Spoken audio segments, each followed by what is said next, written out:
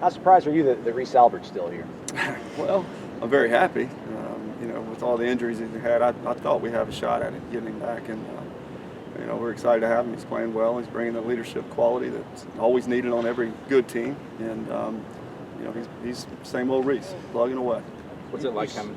Go ahead. I mean, you've seen it firsthand, everything he's had to go through. He's talked about how that just really changed who he is as a person. I mean, have you seen that, and what's it been like to see him kind of evolve and handle all that? Yeah, it's good to see, because we're, at the end of the day, we want our guys happy in life, and they understand how life works, and sometimes you're not going to get exactly what you want. He's still got a chance to chase a dream, but he also understands he's taken care of it in the classroom, and he's going to be fine. He's going to be a great success in anything that he does.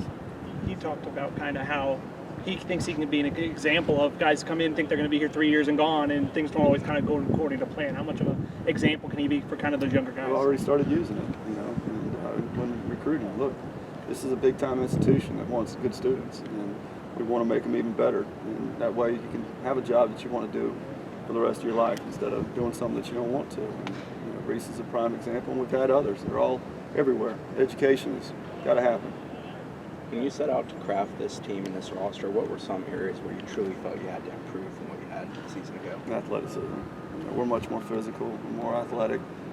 The depth obviously needed to. We were in some pinches last year where we couldn't do anything. We couldn't make moves. We had to use pitchers, and it goes back to recruiting Mike and Jimmy, and flat out gotten after it. We made some moves, and it's one of those deals where it's a lot easier to sleep this year than it was last year. Both with the new guys and the guys you're bringing back, how much of a difference have you seen a year make in terms of maybe wanting to be closer to the approach I know you're looking for at the plate? I think, again, a year sitting on the couch and watching, and being around is going to help. The fact that the most of them got time and significant time, it's only going to make for a better situation this year. And the competition also makes everybody better, and we're going to have a lot more of that as well. One of your additions is a guy that you saw a lot on the other side of it. Now Alex Terrell's here. Just you talk about just what he's going to bring both field and to your lineup. Yeah, he again, I don't know what happened down there. I don't really care what happened down there, but he's a really good player.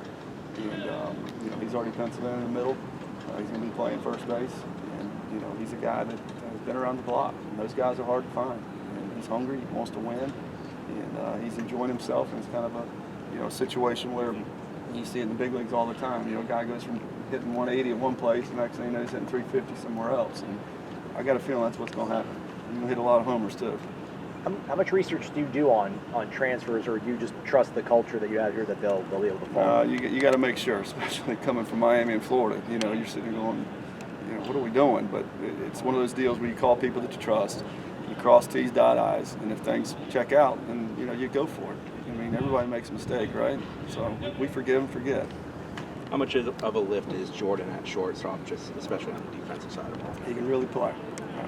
He's better than I thought. We didn't see him a lot last year. We recruited him in high school, and then out of sight, out of mind when they're not with you, and didn't see him play a whole lot. But as soon as I saw him, I was like, golly, that's how you draw it up. He does everything well across the board.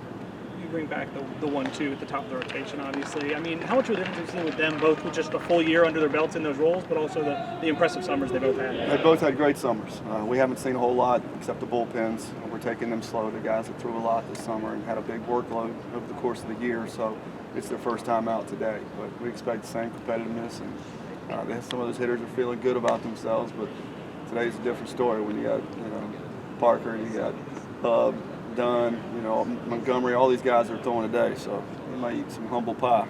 Jackson's a kid that threw for you yesterday. Just what does he bring to that mound? Yeah, he's special.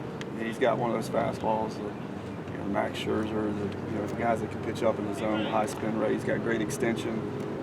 I said it from the time I saw him. I've never seen a kid at any level get as many swings and misses on fastballs as he does. And it's continued here, and his breaking ball's better, and he's a catcher by trade.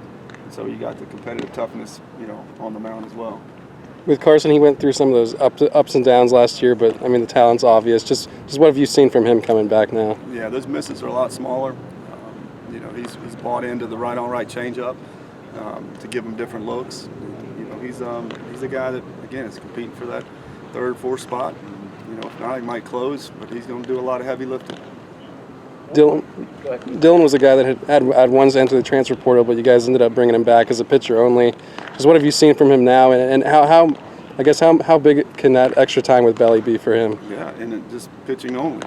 That's something that we wanted to do with a lot of them last year, but we couldn't. We just didn't feel like we could make it through a season.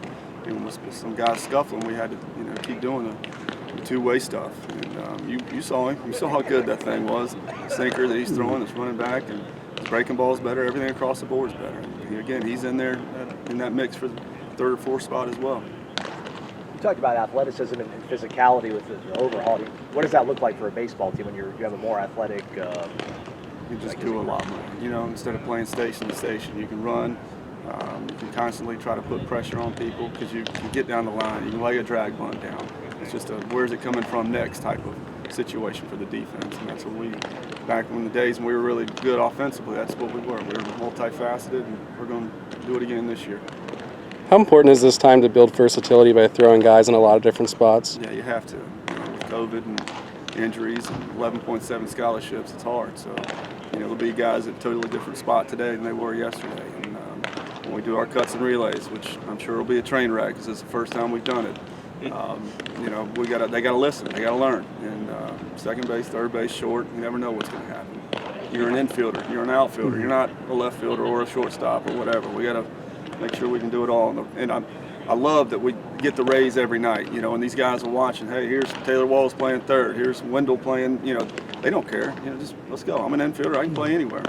Behind the plate, how much is fall ball going to help you kind of figure out what you got there? Yeah, we got a good battle back there. Colton Benson, and Jaime Ferreira, and Sebastian Jimenez.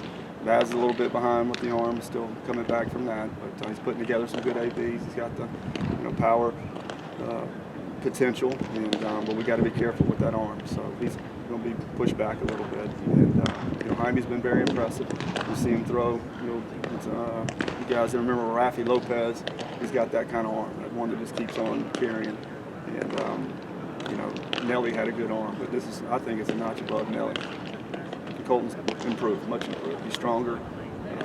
He's always been a tough guy behind the plate, but his body can withstand a little bit better this go around. Attrition and turnover has always been a part of college baseball, but how much has it changed, obviously, with COVID, and how long is it going to be this way? I have no idea. Nobody knows.